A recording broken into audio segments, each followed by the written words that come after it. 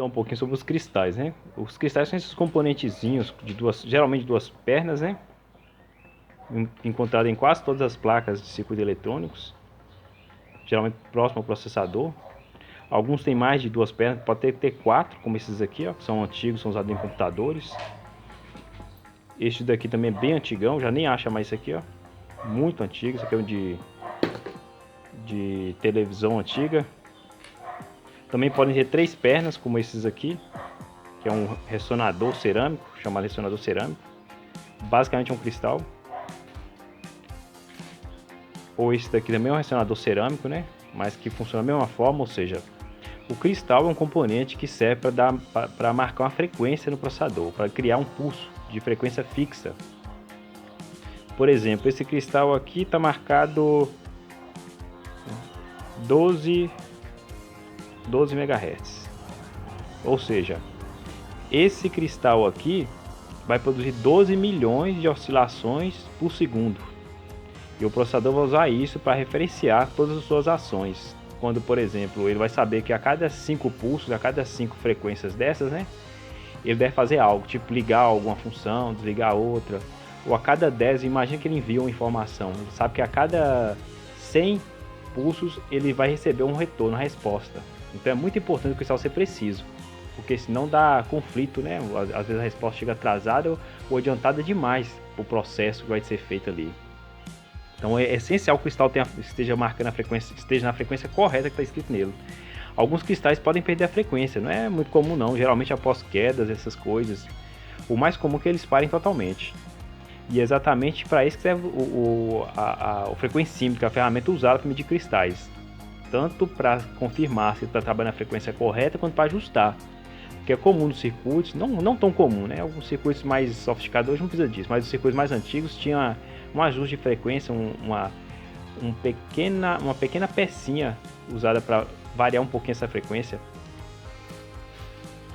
Uma das coisas sobre os cristais é que eles são muito frágeis. Uma queda, por exemplo, geralmente um cristal cair da mesa, geralmente danifica ele. Geralmente ele já não funciona mais. Outro problema é que eles não são muito fáceis de medir. Você não mede com multímetros comuns.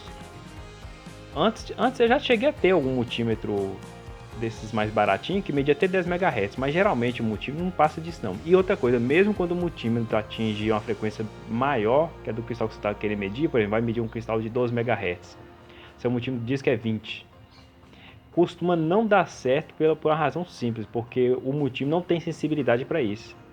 Costuma esses multímetros que marcam altas frequências, eles não terem sensibilidade para medir o cristal. Quando você coloca lá, precisa de um sinal mais forte, o cristal está emitindo um sinal fraco demais para ele conseguir captar ele. Então isso é muito comum, inclusive quando você for comprar um multímetro para essa finalidade, você tem que ver se ele realmente vai ter capacidade para isso. Aqui eu vou fazer agora um teste básico, né? Medindo de forma prática o cristal dessa placa aqui, que é uma placa DVD. É um cristal de 27 MHz, ele está bem aqui, ó. É comum associado ao cristal ter dois capacitorzinhos que são visíveis aqui, ó. Nas patinhas do cristal você vai ver sempre dois capacitorzinhos que são usados para ajustar a frequência, né? O que eu vou fazer aqui é ligar esse osciloscópiozinho, que é um osciloscópio barato, relativamente barato, que ele tem a função de frequencímetro, que ele marca a frequência, né? Nem todo osciloscópio tem frequencímetro, os analógicos costumam não ter, mas os digitais que já tem. Então nós vamos conectar aqui e ver, para a pessoa ter uma noção de como é feito o teste de cristal, né?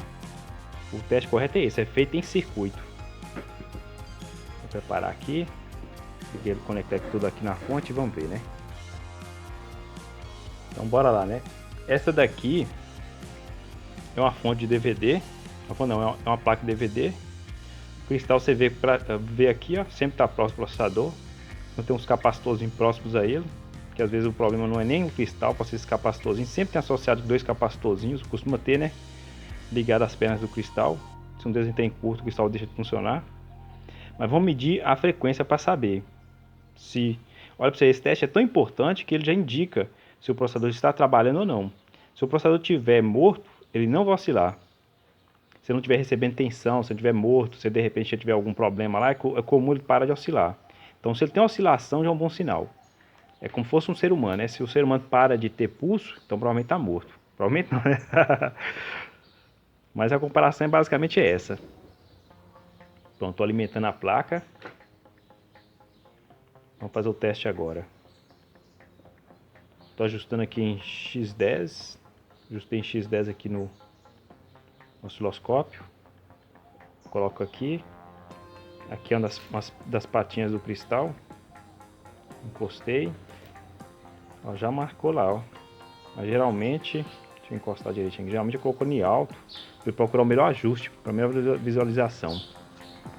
Vamos ver a frequência do cristal. Dá pra enxergar nessa tela, né? Infelizmente aqui a coisa tá... Deixa eu ver aqui.